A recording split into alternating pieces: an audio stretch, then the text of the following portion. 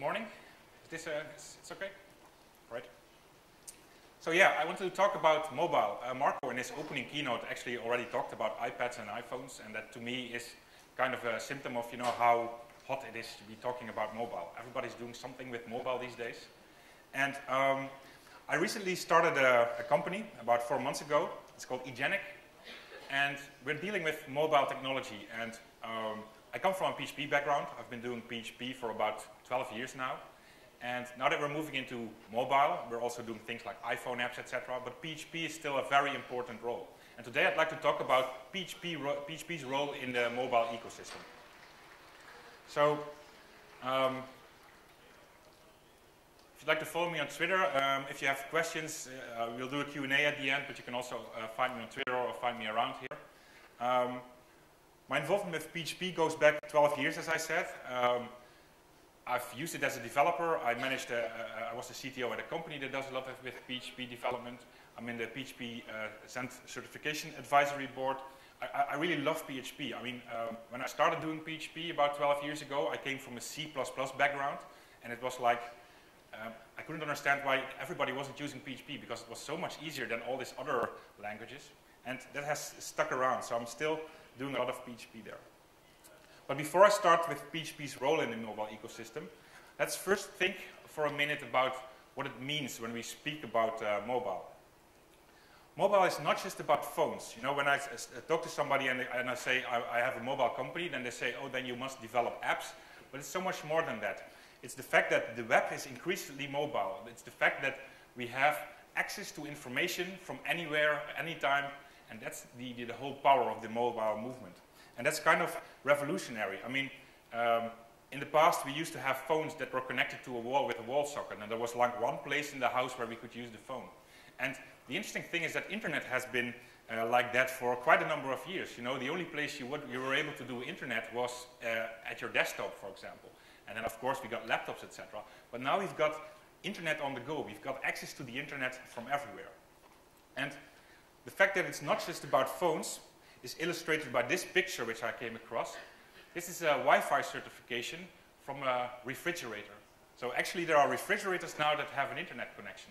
You can basically ping your fridge. And I think I try to understand, why they would have internet connectivity on a refrigerator.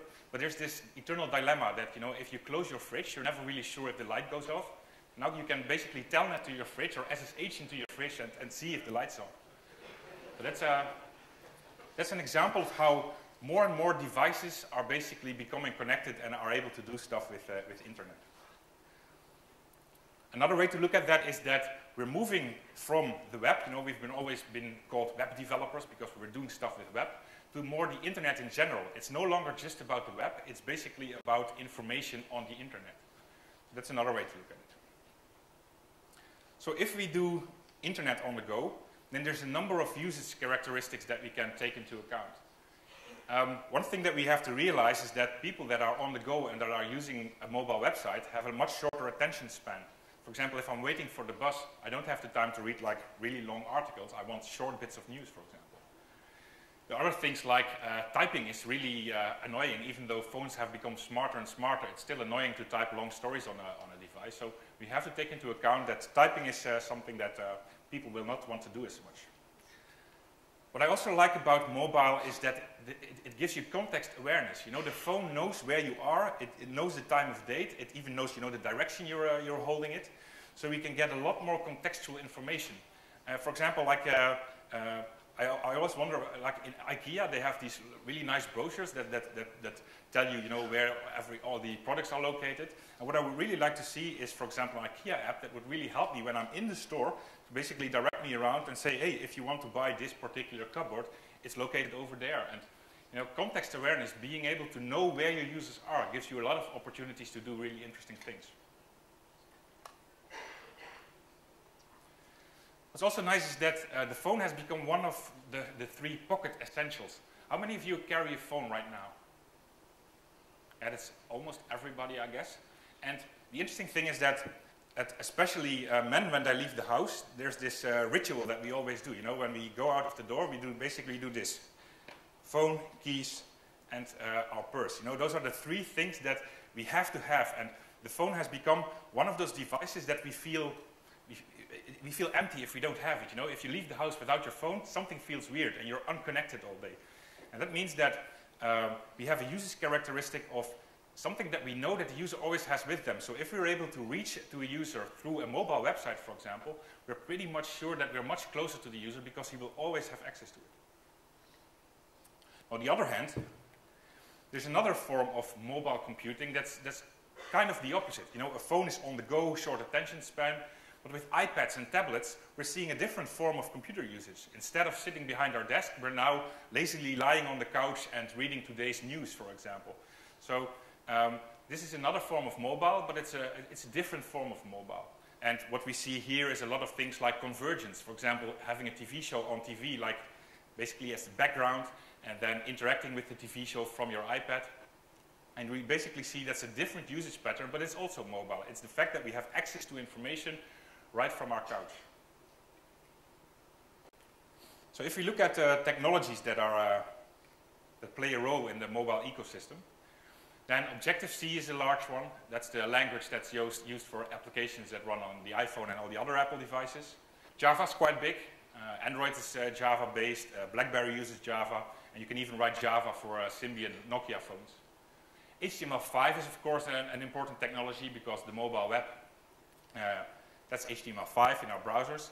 And what many people don't realize is that PHP can play a really important role there. Even for mobile apps, we can use PHP like as a backend API or as a content management system to manage the content in an app. So what we see is that even though there's a lot of client-side technologies, PHP still plays a big role here. That brings me to a kind of a discussion point. On the one hand, we have all these mobile apps, right? Apps that run natively on our device. And on the other end of the spectrum, we have the browser. And there are people that say, hey, in the end, we'll all be using the browser anyway, because everything will move back to the browser because that's a technology that's, you know, write once, run anywhere, you know. But the thing is that browser applications, they require a browser, so that's a kind of an extra hassle there. You have to be online to be able to use it properly, even though there are some technologies to counter that.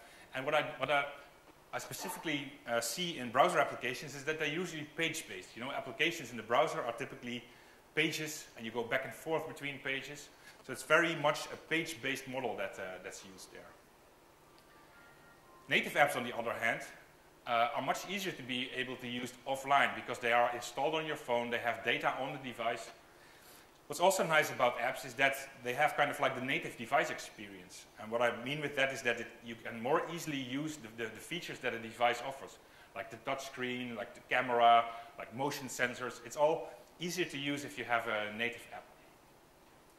And one factor that currently plays a role is that it's easier to monetize apps through the App Store. You know, you can build a simple app and you can sell it for like 79 cents in the App Store. That's a lot more difficult with websites. People with websites, they expect every information, every website to be free, basically. So that's currently a factor. But if you look at some statistics, what we can see is that these are numbers from Q4 last year, and that the Android market back then had about 100,000 apps. The Apple App Store back then had 300,000 apps. But there was an estimate that 3 million websites were optimized for the web. So you might say that apps will lose in the end because the mobile web is so much bigger. But I look at it differently because the web has been around for quite a while and apps have only been around for the last 2-3 years, and already 10% of what users do on their phone seems to be happening through the apps. So I think apps will continue to play an important role. So I'd like to basically see what the audience thinks of this. How many of you think that eventually everything will move back to the browser? Okay, that's maybe 30%. And how many of you think that apps are the way to go? It's roughly the same number of hands, basically. And that's something that I also noticed when I did a kind of an unscientific poll on Twitter. I asked the same question, and you see that, you know, a lot of people think that everything will be running in the browser eventually, but almost just as large a portion will think that, you know, things will happen in apps. And I think this is the important section here. We will use the browser for content consumption. You know, the browser will never go away, of course, but apps are much more convenient to do interactive things and to produce stuff. So I want to look at both browser-based mobile apps and native apps today and PHP's role in there. So if we start with the browser-based apps, then one of the most important things we need to know as PHP developers is device detection. And that's all in the user agent. So basically we need to know, is our user using a desktop computer with a large browser, or is he using a small device? And we can see that in the user agent. So these are two examples of user agents. One is from the iPhone and one is from an Android phone. And in the user agent that we get when we run a PHP application, we can basically see that not only that it's an iPhone, but we can also see what browser it's using, and we get all kinds of interesting information. If you want to process that in PHP, it's very simple. With just a few lines of code, we can basically detect this user agent. So in our PHP script, we could basically say, okay, let's read the user agent from our server variables. And if Android is somewhere in there, then we say hello Android. And if iPhone is somewhere in there, we say hello iPhone. So within a few lines of code, we've basically detected that the user is using a mobile device, and we can show them something specific to that device. Now, of course, this is a very crude check. We're just checking for Android and just checking for phone. And luckily, there's a number of libraries that we can use to make this easier. This is one that I particularly like, detectmobilebrowsers.mobi. It's a website with a library that allows you to basically define on their website how you would want to treat mobile devices. So for example, you could say, hey, if somebody browses with an iPad, just show them the regular site because it fits the iPad screen. But if they're on an Opera browser or if they're on an Android device, then please redirect them to a specific URL. And this wizard then generates a bit of code that you can integrate into your application, and then you have hassle-free, basically, device detection. The code is a bit ugly, the code that it generates, but it's well documented. So even if you're not using this code, but you just want to see, how are they detecting mobile Opera, how are they detecting BlackBerry, it's very useful to look at this code. A slightly more sophisticated way to do device detection is to use the device atlas. The device atlas is basically a website with a huge database of all things mobile, of all mobile devices, tablets, phones, etc. And not just things like, they don't just have things like screen size and screen resolutions. They also take into account the features that a device has. And this is a really useful library to be able to write applications specific for a mobile device. It's a commercial application. I mean, during development it's free, but you have to pay $99 a year for production. But it's slightly a low fee. And if you're interested in a more free solution, then look at Wurfel. Wurfel is an open source project that basically does a similar thing. It's an open source database of device information. When you start doing device detection, here's a number of things I would like to advise. One of the things that you often see with mobile applications is that people redirect you to their mobile homepage. So you're using mobile Google to search some kind of product, and you find a product on some kind of website. You click the website says, hey, you're on a mobile device, I'm going to redirect you to our fancy mobile homepage. But that takes me out of my user experience because I wasn't looking for their homepage, I was looking for a specific product. So if you're doing device detection, try to redirect people to the page they were actually interested in so that you're not taking them out of the experience. Sure, you're proud of the mobile website and you want to redirect them to your fancy mobile homepage, but it might not be what the user was actually asking for. It's also wise to always offer a classic option. Classic option like, show me the regular homepage, because there might be a device that you fail to detect, or a new device that the databases don't know yet about, and your website thinks it's a mobile device, but the screen is huge because it's just, some kind of tablet. Then it's nice that if you show them a small mobile version, that you can also offer them the classic version and people can switch to the regular version. Also, it's important to not make assumptions on the screen size. For example, one of the things we learned with the iPhone was, the iPhone, when it went from 3 to 4, it got the Retina display, and basically the resolution doubled. But the screen size didn't. So basically the screen is still the same. So if we are coding against resolutions, if we're saying, hey, this device has a resolution of X, then we would show the user something that will be too small to read or too big to click, etc. So don't just make assumptions on the resolutions of the screen. Try to take into account the actual size in centimeters, for example.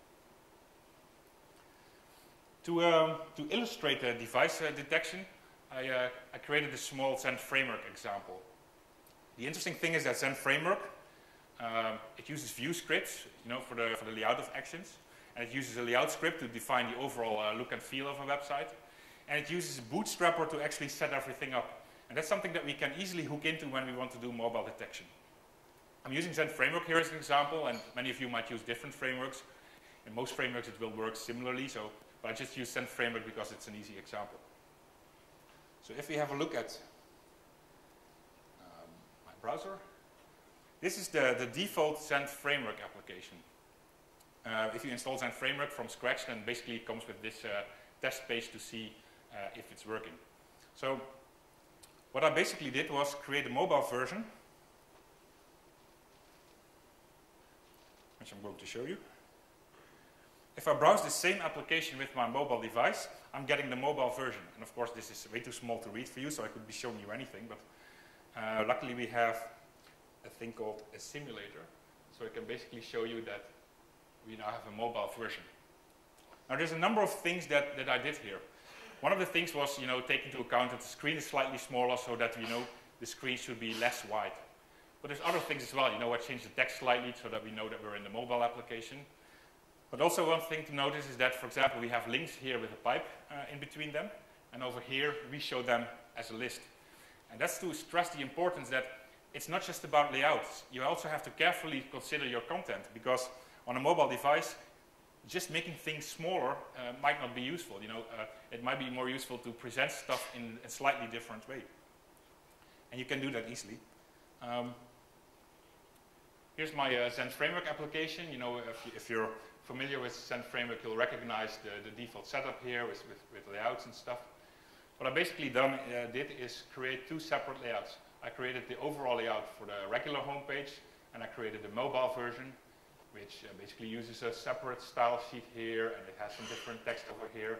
And this is basically, a mobile version of the layout. I also did that for the views, but for the views I took a different approach. For the views I decided that I wanted the whole different experience for my user, so I basically decided that I have two sets of views. I have one set of templates for the regular site, and I have one set of templates specific to the mobile experience. And in that mobile experience, we can then do things like put the links with a BR in between them instead of something else.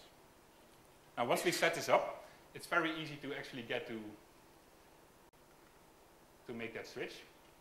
Zend Framework uses a bootstrapping concept, and the bootstrapper basically executes codes that we put into the bootstrapper, and as long as we call it _init, then Zend Framework will be able to find it. So in this case, we just create a function that we call init mobile, and that function will be called every time a user browses this website.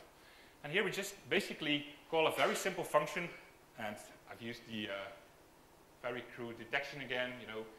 Is mobile in the user agent, then yes, we're on a mobile device. And then basically, if we're on a mobile device, I'm telling the system to use a separate layout and to use a separate path with views.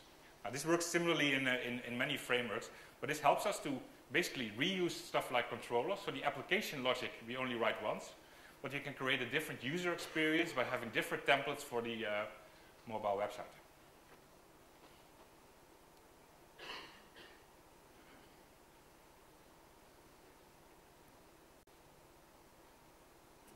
Just to summarize the changes here, you could see something like, you could use a different style sheet for mobile devices, different templates, and the mobile function with detection. And here's the two, when we put them together, and you can basically see that on the mobile device, again, the differences are clearly visible with just a few lines of code. The interesting thing is that in Zend Framework, they recently added a new feature, which is called the Zend HTTP user agent. And that makes this stuff even easier, because it now has a user agent class that you can call, and you can say really cool stuff like get a device and get the physical screen width, so to find out how wide a screen is. But it also has really cool features like asking if the device has MP3 playing capabilities, in which case we could, for example, play a sound, etc. And this, under the hood, it can use the Wurfel database that I mentioned, the free open source database, or if you have a commercial license for the device atlas, it can use that as well. So you can even switch to that. You can use Wurfel in development and then switch to device atlas if you have the budget to purchase a license there. And you don't even have to change your code. The code just remains the same. So that's really powerful stuff, and it's available since Zend Framework 1.11.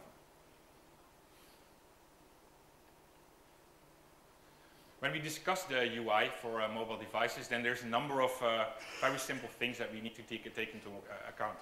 You know, there was a time when it was really popular to use the hover effect in browsers. You know, you would move your mouse across a menu and the menu would just come out. And well, try to avoid such things on a mobile device because, you know, touch-based devices don't really have like a hover thing because, you know, how would that work? That would mean I would have to like hover my finger above the web page to open up a menu. So try to avoid things like that and realize that it's, you know, touch-based. That basically means we need to be finger-friendly. We need to be able to take into account that the user will be using their finger to use the device. And that's another thing there is, for example, when we use a mouse pointer, a mouse pointer is a few pixels wide, and we have very precise movement with the mouse, but our fingers are quite, I mean, for example, if I take my screen and I put my finger on it, I'm blocking about 25% of my screen. So we have to take into account things like make the buttons bigger, make links bigger, you know, just make sure that people aren't, you know, screwing around with their fingers in way too small devices, way too small interfaces. Another interesting thing to take into account is that devices aren't just getting smaller, they're getting bigger as well. So on the one hand, they're getting bigger, like the iPhone having a bigger resolution, or the iPad, which is a bigger device than the iPhone, but also smaller. This is a picture of the iPod Nano, and the iPod Nano currently doesn't feature a web browser, but it's very likely that in the future it will feature web browsers. Those are even tinier interfaces that we have to take into account and that we can design for. It's interesting that in the industry we now see a movement within websites that people start designing interfaces to be more scalable and to be more friendly to touch. This is the new opinion pages of the Times, and what they basically did here was, this is the regular website that you get when you browse with the desktop, but you can see that this is much more finger-friendly as well. If you would browse this on an iPad, it's much easier to just select one of the items because, you know, they're only showing 4 items and they're big enough to be able to use with the finger. So what we're seeing around us is that websites are getting designed in such a way that they are more friendly to smaller or bigger devices. When we move to mobile websites, when we start optimizing our websites for mobile, it's very interesting to have a look at HTML5. How many of you are using HTML5 at the moment? Well, that's quite a few already. And the interesting thing is that HTML5, I consider it, compared to HTML4, a lot easier. You know, in HTML4 we had these really long doc types, and in HTML5 we just have doc type HTML, period. Same for script or style.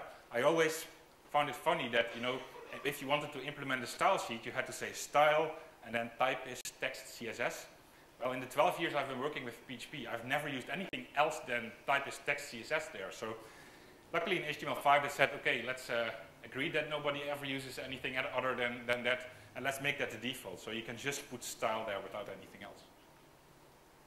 Also nice in HTML5 is that it's becoming more semantic.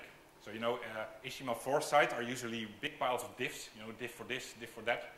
And HTML5 is much easier to add semantics like this is a header, this is a footer, this is a section, this is an article, and that makes it much easier to parse, for example, also with feed readers and stuff. HTML5 is also quite powerful. You know, we finally have local storage, so we can store a limited amount of data on the client side. And it's 2011, and we can finally have video in our websites. You know, we've always been confined to using Flash or plugins. And finally, we now have a powerful tag that we can just embed video within the page. There's a number of other things. So what we can see is that HTML5 in comparison with HTML4 is quite powerful. And it's quite, I mean, we already noticed that quite a few people are using HTML5 already. The thing is that most browsers, most modern browsers actually support HTML5, even though the standard isn't completed yet. It's still like in draft stages. Browsers already support most of the standard.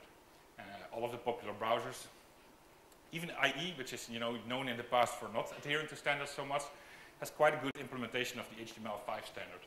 Luckily, there are always some exceptions. They didn't support the article tag until EA9. But yeah, it's good to see that most of the browsers are sticking to this new standard.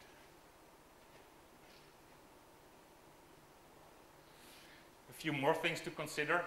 It's interesting to just, like I mentioned in the demo earlier, don't just pay attention to the layout, pay attention to the content as well. Maybe you need to make shorter versions of your articles or shorter versions of your pages to be useful on a mobile device.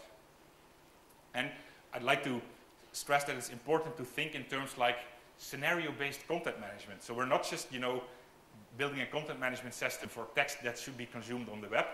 Try to think of the scenarios. How is the user going to consume this content? For example, one use case might be, my user is going to use this content when he's in the store. Or this is typical content that somebody would use while they're waiting on the bus. And thinking about how the user would use the content will help you basically make better content management systems so that are optimized for the various use cases that people use devices in.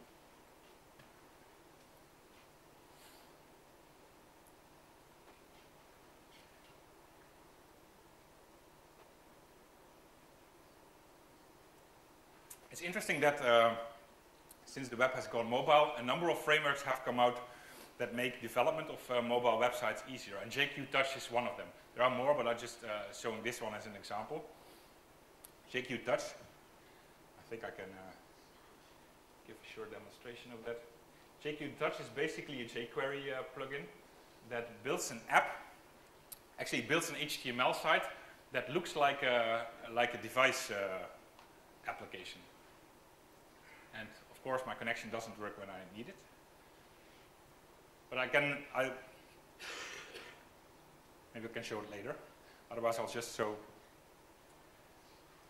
If you go to this URL with your mobile device, you can actually give it a try. The interesting thing is that JQ Touch is written in JavaScript. It's actually using jQuery. And you can, with very simple JavaScript lines, you can basically create an experience that looks like a device experience. And I can look at the code for a bit.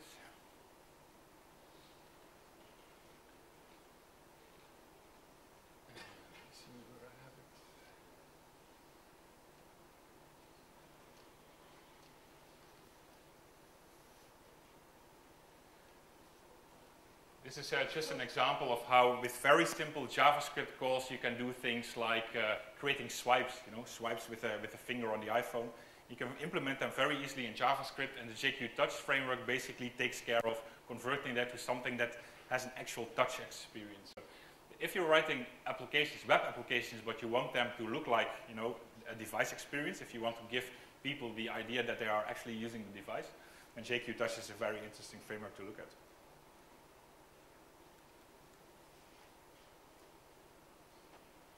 There are some other alternatives.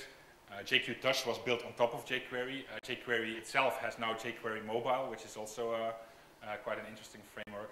Sencha Touch is another framework. It's based on, I think, not YUI, but one of the other XJS, on the XJS JavaScript framework. There's quite a few JavaScript frameworks that you can use to build applications that look like mobile applications.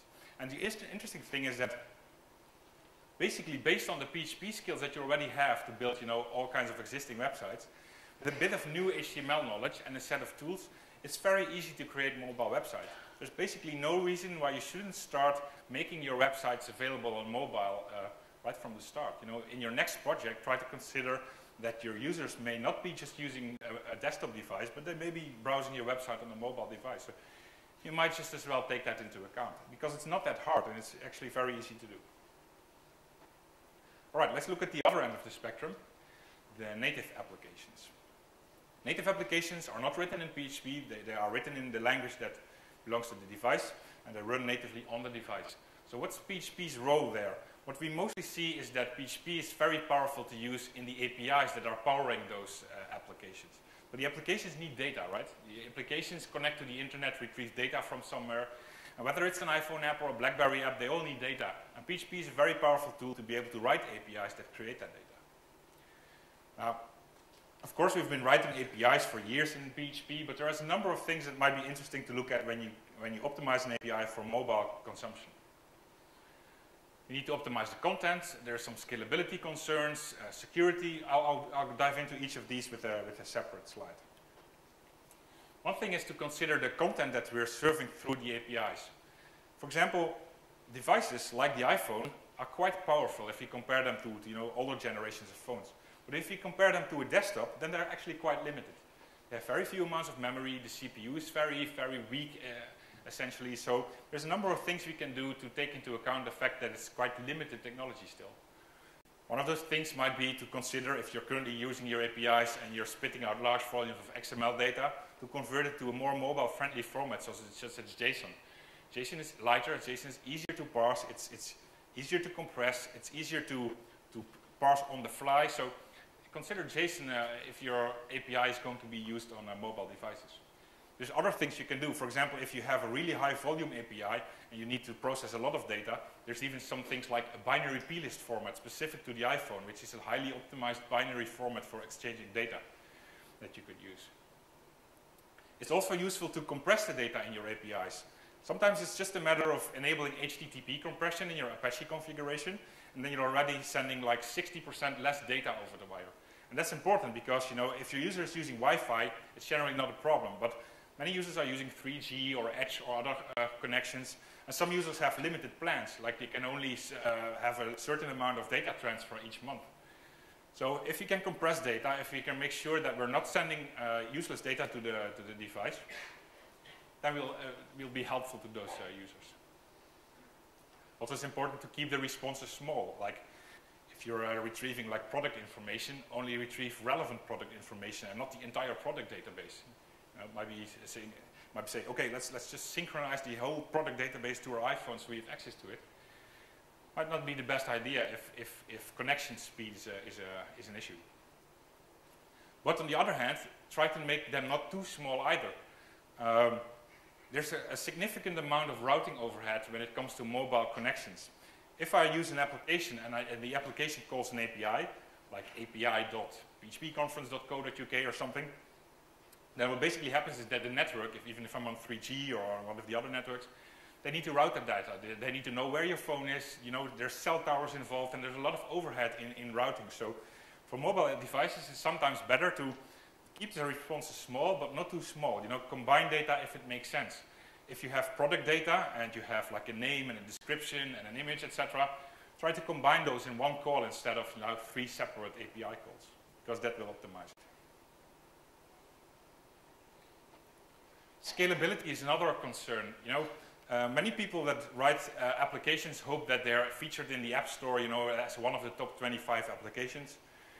The popular things like Angry Birds and those type of applications. So once that happens, you must make sure that the APIs powering your applications can actually, handle that load.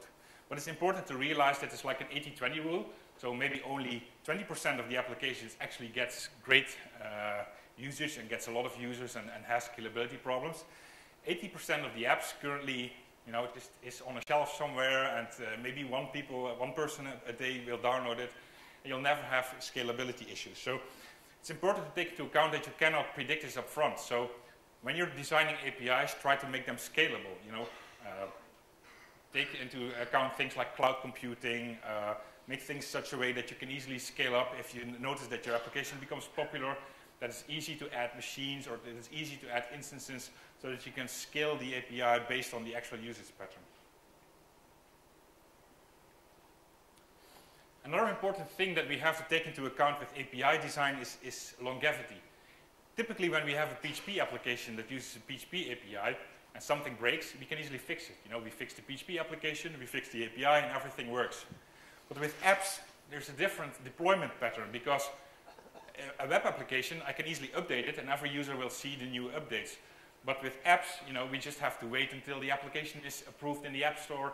We have to wait until the user actually downloads the fix. So we cannot easily quick fix APIs, and that's something we have to take into account.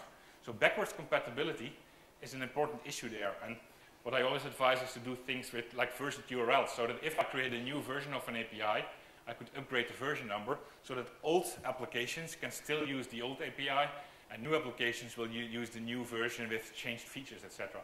So that old versions, people that haven't upgraded their app, are not seeing weird results because you've upgraded the APIs. But that's even more important than with regular applications. If you're dealing with apps, try to version the URLs.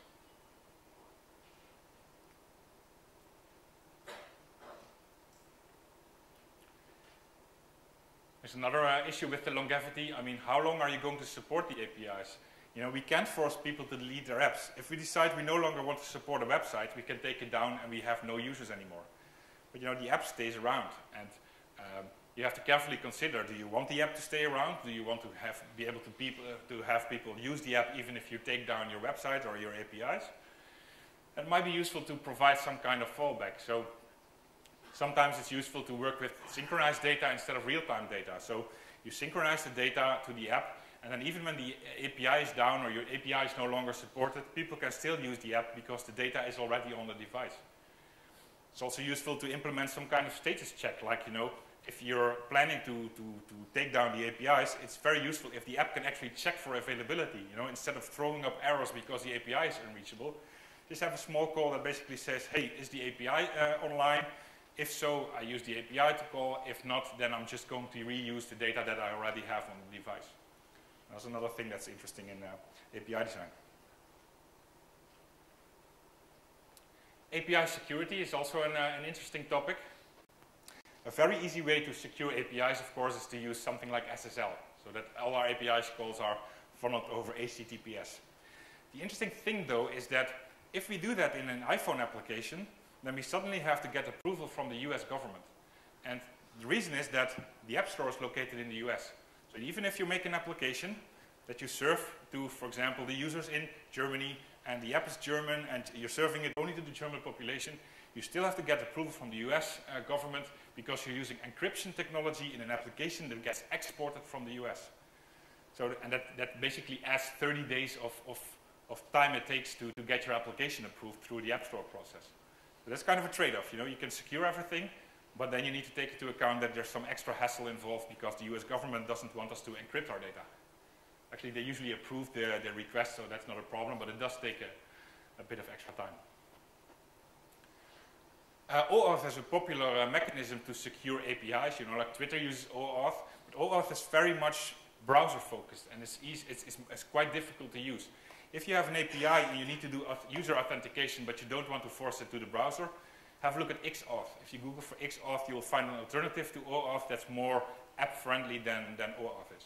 OAuth 2 actually also has some provisions to make that easier. What's interesting is that phones support something that's called PKI, Public Key Infrastructure. If we have an API for like a business application and we want to make sure that only our users are able to call this API, then we can basically use certificates and a mechanism that's called TLS auth to make sure that only our app on the phones that we have approved can actually use the application. And that's very useful for things like dashboard application with business information that we want to secure.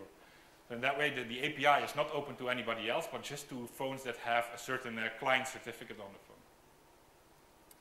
And if you want to prevent tampering with URLs, like for example, if we're afraid that somebody discovers the APIs and is able to download stuff that we don't want them to, there's a very easy way to secure that by basically signing the URLs. You can basically sign a URL by adding a hash, which is a hash based on some secret that only your app and your API know, and a time limit perhaps, and a set of parameters, so that if somebody changes, you know, they discover your API and they start fooling around with the parameters and they say X is 3 instead of X is 1, the signature will be invalid and your API can say, hey, I'm not serving you this data.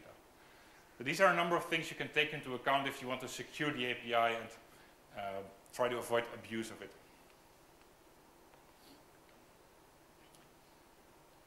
There's also a number of client-server considerations. For example, we're already quite used to processing things like images in PHP, like for example for generating thumbnails. But it's even more important with devices like, for example, the iPad. On the iPad, which is fairly memory limited, it's pretty difficult to work with large images in high resolution. It's easy to crash an app because of memory issues if you're working with high resolution images. You could consider, you know, scaling down the image on the iPad, but since it's also CPU challenged, that's also going to be troublesome and it will be quite time consuming. So what you might be able to do is basically add to your API all the versions of an image that you need, like the thumbnail version, the high resolution version, a low resolution version, and just add those images to your API so that the application can readily download them. But then of course there's a trade-off. You know, if you put all these images on your server, then there might be some more bandwidth and more downloads of data.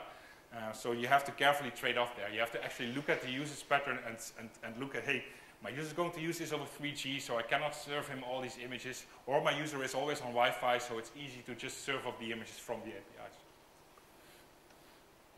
Another interesting thing is that native apps support threading. So they basically do multi-threading, which means that they can do multiple things at the same time. And that makes it easy to use things in APIs like fire and forget API design, which basically means we have an API call that basically says, please prepare me an image of a certain size. And instead of having to wait for the actual result, we can just wait for that result in the background, fire it and forget, and start doing other things, have the user just interact with the application, and in the background we just periodically check if the result is there and download the image. Because we have multi-threading, we can do those things in the background without the user even noticing them. And you'll notice that if you're used to a lot of apps, you'll see a little spinner and then suddenly images appear, etc. And that's typically when background processing is used to load things on the fly while you're using the application. Well, of course, if you want to reuse features, that's another reason to consider pushing features down into the APIs. For example, BlackBerry uses Java and iOS uses Objective-C, and sometimes you have to implement the feature twice. By putting some part of the feature into a backend API, you could reuse it across these devices. Now, what makes PHP so interesting for all these mobile APIs is that most of the things I've discussed that are important to do optimization of APIs are readily available in PHP. PHP has great support for doing web services. JSON is kind of native to PHP. Compression, that's just usually one line of code or just a simple configuration option. Image manipulation with Egeniq, etc. It's so easy in PHP that it's very, very powerful to use PHP to do APIs. And in fact, all the applications that we've developed so far, the APIs have been written in PHP. And the interesting thing is, based on our experience in the past couple of months, is that when we write an app, about 25 to 30% of the time, we actually spend on developing the API instead of the app, and developing in PHP instead of in Java or other things.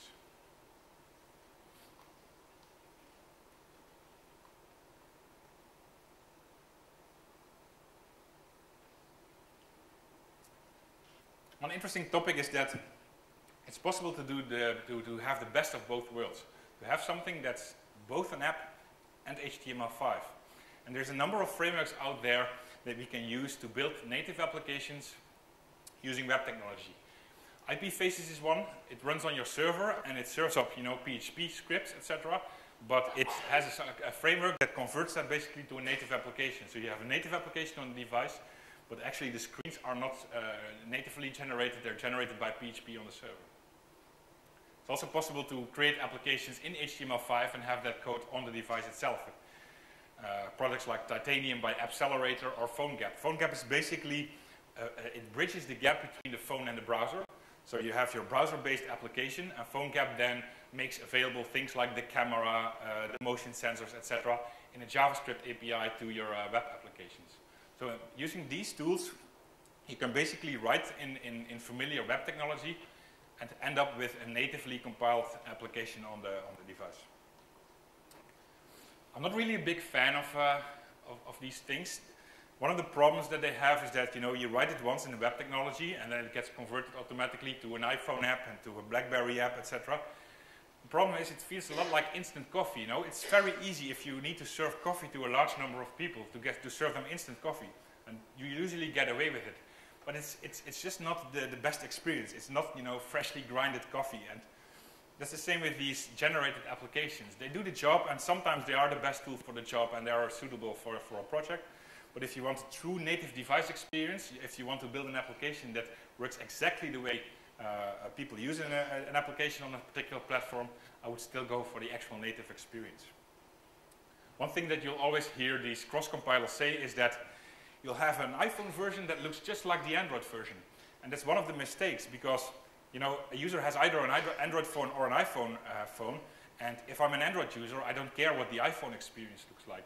I don't want an application that looks like an iPhone application. I want an application that behaves like all the other apps on the Android platform. And that's more important, and that's easier to accomplish when you do actual native device applications and you write it in the platform that you're actually used to.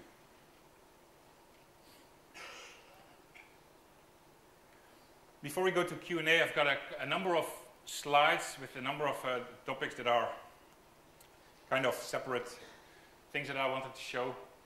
one of the things when I was discussing the topic from my talk, you know, the PHP in the mobile ecosystem, somebody said, okay, so can we run PHP on mobile devices? And I kind of asked, why would you want to do that? Why wouldn't I want to have PHP running on my phone? But apparently there's people that like that. So there's a project called PHP for Android that is actually a PHP stack that can run on the Android device. Then you have an Android phone and you can run PHP on top of the Android phone. Nokia even invented PAMP. And I think they kind of misunderstood the whole LAMP acronym. You know, LAMP is Linux Apache MySQL, and WAMP is Windows Apache MySQL, and the P in PAMP is not Nokia or Symbian, it's personal. So this is the personal application and MySQL and PHP stack for Symbian phones. I don't see a lot of use cases for technology like that, but yes, if you have a Nokia phone, you can run a PAMP stack on top of it, and you can run PHP applications on the device. I showed an example of using Zend framework to do device detection. If you're using Symfony, for example, then this might be an interesting article, and I'll share the slides. They're on SlideShare. You don't have to write down the URL. But this is an interesting article on how to do similar things in the Symfony framework. They basically do MIME type-based optimization for mobile devices. Another question that I recently got was if it's also possible to code PHP on mobile devices. Like, are you able to develop PHP on an iPad? And it's possible. And it's an interesting application. It's called Lemonade. And it's basically an abstract syntax tree editor. And this can be used to write PHP code without actually writing code. So this is like an experiment to be able to write code on a touch-based device. You know, typing is difficult, so we're not typing anything. We're basically touching concepts. So there's things like assignments here, and there's things like loops and variables and stuff. And basically by clicking around, we can basically drag and drop an application, and this application then generates PHP code for us. So we can visually touch an application. I must say I tried this for about 10 minutes and I couldn't get the hang of it. It's a really abstract way of programming, and it's really difficult to grasp the concept and to program in such a way. So I wouldn't think you could actually write a productive application in such a tool, but it's interesting to see that there are experiments out there that try to look at programming in different ways, like, you know, using touch to basically do programming. It might be an interesting one to look at.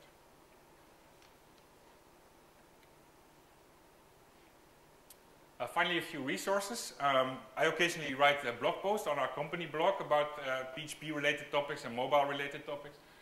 PHP Magazine, the German PHP Magazine, they have a section dedicated to mobile, and for example, the PHP for Android project was on there last year. So that's kind of a section of the PHP Magazine dedicated to PHP use in a mobile ecosystem.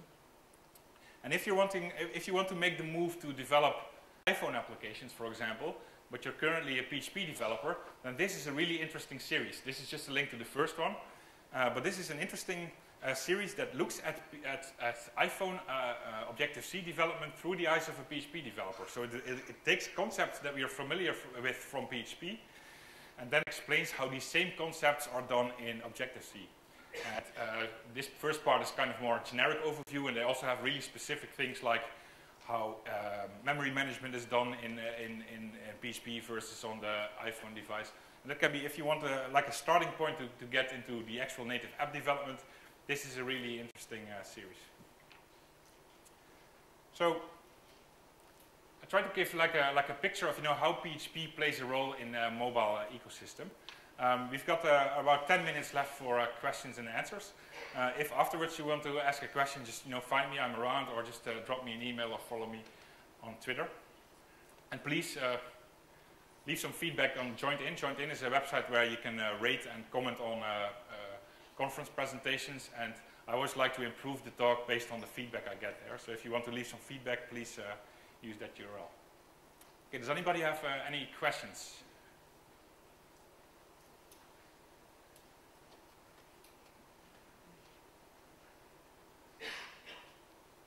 Hi, my name's Andrew. With regards to data syncing on a mobile device, are there any PHP libraries you would suggest? We've looked into SyncML, SyncXML before, but is there anything you suggest for the synchronization? Yeah, so the question is about syncing tools. I think SyncML is targeted towards synchronizing data that's already native to the device, like contact information and such. I don't know any generic framework to do the synchronization. We've currently so far just been using like a JSON API that fetches the data and read that. But yeah, if you want to sync contact data, then things like SyncML are useful to look at. I don't have any personal experience with SyncML, so I can't comment on that. But yeah, since data exporting in PHP is so easy, it's usually a matter of fetching your data and putting it into some kind of JSON or XML format and putting it out to the device. One interesting thing is that if you do synchronization of data and it's large volumes, make sure that the data is structured in such a way that you can do it like progressively. I often see XML documents where we have like a starting tag and then a bit of data and then near the bottom an ending tag. If you use particular XML parsers, then you might end up having to read the whole document into memory before you're able to parse it, which is difficult on a device. Luckily, there are libraries like Touch XML and Touch JSON, which are optimized to do that more memory friendly. And for example, if you make data in such a way that you don't have to wait like for the end of the data before you can start parsing it, then you can make a lot more optimal parsing, because while you're downloading the data, you can already start processing it, which is a lot lighter on memory, and it's also a better user experience. Okay.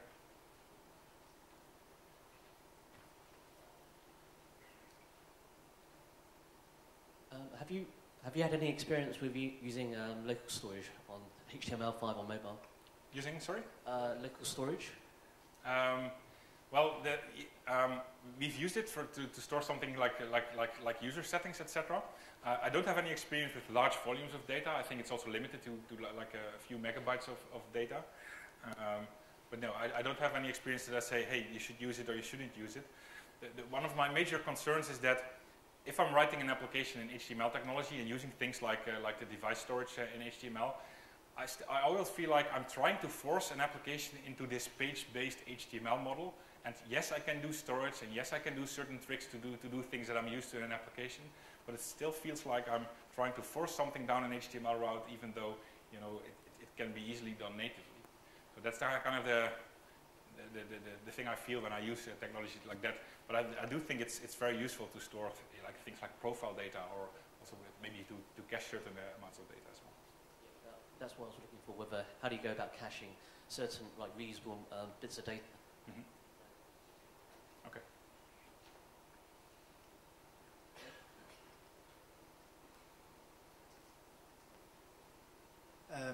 Would it be possible to create an iframe-based native app which pulled in a HTML5 web app? Would that be actually something what's feasible from Apple's perspective?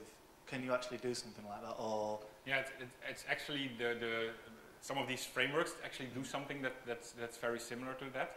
And the iPhone even has things like it has a browser component, so you could write an application that just opens a browser component and has an HTML experience in there.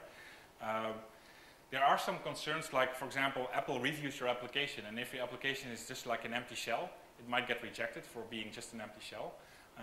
But yeah, if it makes sense, if your application has some, has a use case for using HTML on the client side, and you can embed that in an application, you can definitely do that. But yeah, try to avoid just creating like an empty shell, because then it serves as nothing else but like an app store pointer to something that you could easily do in the browser. So. Yeah, that's it.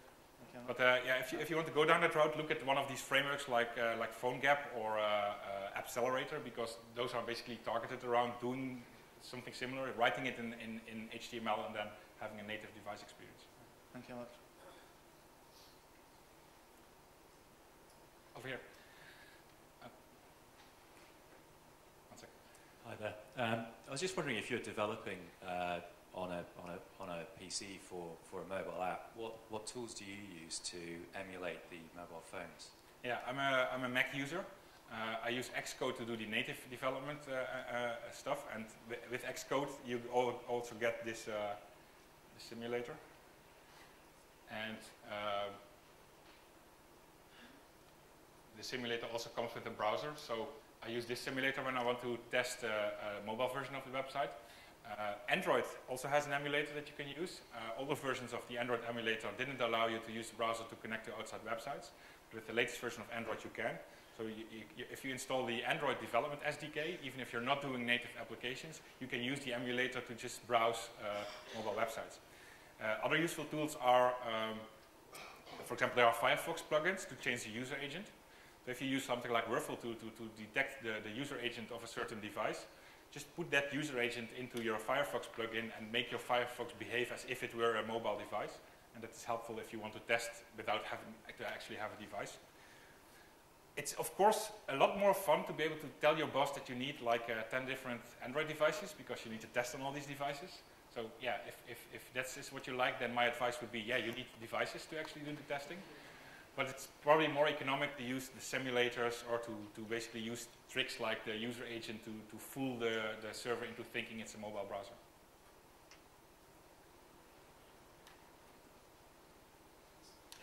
Hi.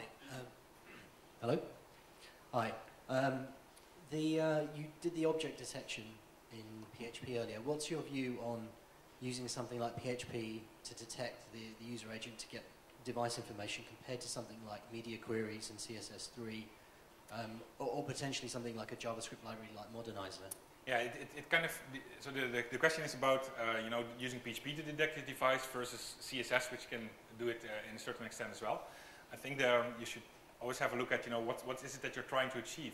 If it's just a simple layout thing, then yeah, definitely CSS would be a useful way to do it because you don't have to fix your server. But if you, for example, have specific functionality for the mobile side, or if you have specific content that you need to fetch from the database for this mobile device, then it makes more sense to do it on the PHP side. So you just have to make, yeah, it's on a per case basis, you have to just check what the best way to do it is. If it's purely a style issue, then yeah, I would go with media-based CSS rendering probably. All right. Any more questions? Do you have time for one last question? Okay. Thank you. Hi, my name's Todd. With browsers on a PC, an HTML5, it seems like we're already there in terms of video game frame rates. Mm-hmm. And even in fact, maybe polling a PHP backend using Ajax to do multiplayer. How close are we to that with mobile phones? I get the feeling that we're not that close yet. And what would be the alternative solution? Maybe native app with XMPP, or is it possible to do it in HTML5? Yeah, you could do stuff with the canvas and stuff to create things like visual games, etc. But yeah, you're not dealing just with the limitations of the connection, but also of the processing power. I mean, doing something like canvas drawing on a device is still pretty, yeah, it's pretty cumbersome. But on the other hand, again, you have to ask yourself the question, why would you want to do that? I think something like a game would probably be easier to write as a native experience, and it's probably a better end-user experience anyway. And yeah, there's always the drawback of development budget versus what you're trying to accomplish. But again, I would say on a per case basis, you have to decide what tool would be the best. Now, some people say, okay, it's easy to do it in web technology because that's what we're familiar with. But some developers are not familiar with web technology at all. They come from, for example, a Java background, and they move into Android, and then having to move to something like HTML first to be able to write cross-platform devices might be even more difficult. So if you have developers from other fields than just web development, then it might be another reason to just go native instead of the full way. There are ways to reuse functionality across devices, like for example, you can use low-level C libraries that work across multiple devices. It's possible to write a Java library that works on both BlackBerry and Android phones, so there's still some way of reusing data. But yeah, again, I would look at it on a per case basis. If you want to do something that's really device specific, like graphic rendering, etc., I would still go native. I think we'll have a long way to go before we can play like a web version of Angry Birds in our mobile browsers. Would be awesome, by the way. All right. Well, I think we would like to thank Ivo Jansch for this very informative talk, and a big round of applause for Ivo.